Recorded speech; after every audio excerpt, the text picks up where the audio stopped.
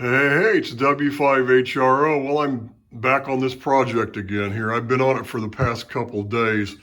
Uh, I finally figured out how I was going to connect the AC line to this, and I got quick disconnection. See what I did? That rubber grommet, there was a lot of space between it and the other cable, the AC cable for the RF deck here. So I just ran it beside and cable tied it. I think I'm going to pull the thing back out, and I'm going to use heat shrink over this instead before it's over. But that's great, then I can just disconnect the thing. So I've just kind of been testing the thing out. I've got to turn both these things over. I forgot to put the diode on this relay down in the bottom of this thing. And then I need to put the diode across this relay here. I had one on once before, but I took it off, so I'm going to reinstall that one and double check everything. And right now I'm just kind of playing around. I have a single wire. I just cut the reach and I put the box here just to keep it up away from everything else, and the drive power actually came up a little bit. But you can see right now at idle that it's like right at 10 mils of grid drive, and if you calculate out that negative voltage and that resistor, that it comes out to 10 mils, and it's just measuring the power dissipation across that resistor, the grid leak resistor, and it's fine. It's a 30-watt resistor. I think I said in one of my previous videos 35, but when I looked down at it, it said 30. I'd just forgotten, but that's fine. It's got like 2 watts on it all the time. That 20-watt resistor, it ain't gonna hurt anything. That's one of those, like, I think it was a 1% CADOC, so it's dead smack at 20K. But here, let me show you here. You can hear now, this relay's clicking. You can see how the orange comes up, and then you can hear the one in there, if I hadn't gone over that yet already. And then let me show you what happens when I don't have the actual cables that I'm gonna use on this. I'm playing around just to hear it, just to get it. Let me plug this in real quick. I'm connecting the 12 volts to that power supply. Now listen. Now the big TR switch relays in there click too. Hear them? So let me manually short this thing because I can't reach over here at the button and do it at the same time because I have to look way over here. And watch this. Now I can turn the grid drive knob around. That never came up that high on. That's actually higher than it was. So using that single wire actually improved it.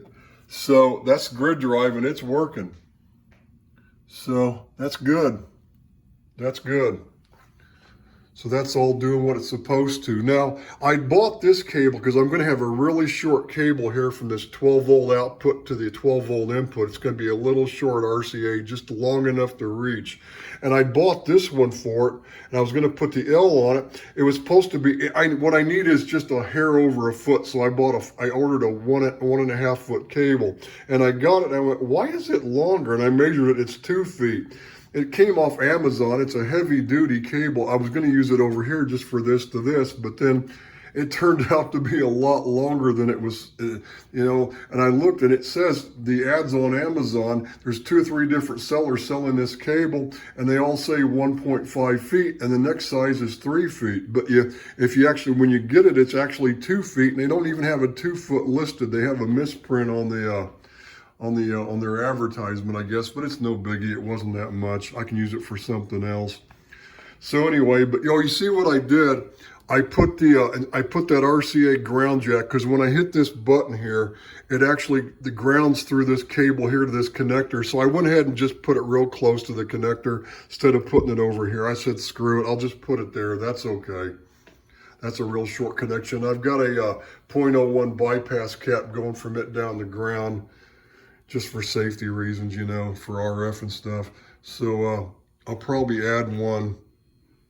No, I don't need to add one there. And as far as the AC line, when I ran it in here, I soldered the end of it to the terminals and have those 2.001s on each side going down the ground. So that's good enough. I don't need one in here. And I put on the output of this 12 volt supply here, I put that 0.01 right to ground at the connector on the inside. So I've got one there.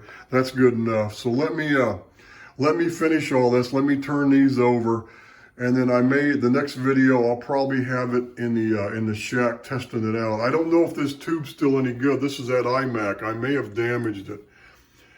So I don't know what's going to happen. It may have gotten hurt. So, but it's still accepting grid drive. So let's see what happens, right? Let's see what it does when I put everything back in. I'm hoping that what happened is, like I said, it was one of two things. It was either the RF was getting in to these cables because they were too long, and that's why I decided I better have a separate supply.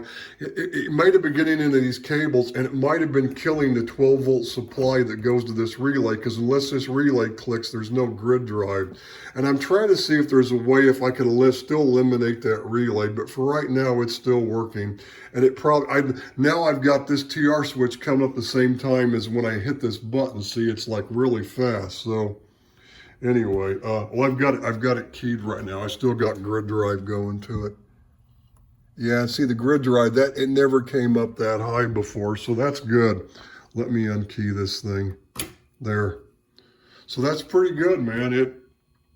I got one button here, or if I key the mic, it'll do the same thing. It hits all the relays, so that's good. 1, 2, 3. I just wish I could make this bypass this relay. But I guess it just, you know, if this relay and these relays take about the same amount of time to engage, then this thing will, it'd probably be better to have the grid drive delayed until that happens. But I don't know. It depends on when the plate supply comes up. But like I said, I think it was either that or it was that since the negative supply, I totally forgot that I needed a block here to keep the DC off of this from coming back in here. Sorry, there was my finger over the phone here. So what I got to do next is I'm going to power this off, and I forgot what I got to do next is I got to take this jack off of here, and I got to change that capacitor in there. I'm going to put a 0.001 there too. So I got a 0.001 and a 0.001 here, which will probably bring the grid drive up anyway.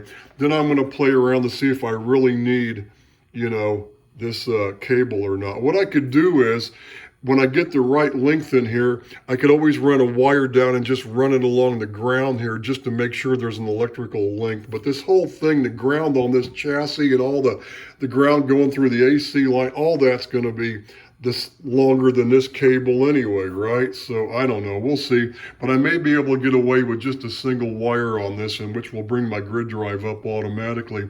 Then if I needed to make it longer or shorter for the other bands, what I could do is, because right now on 40, it's the highest amount of grid drive. Although I haven't checked it now, I'll have to go on 40 because right now I've got it on 75.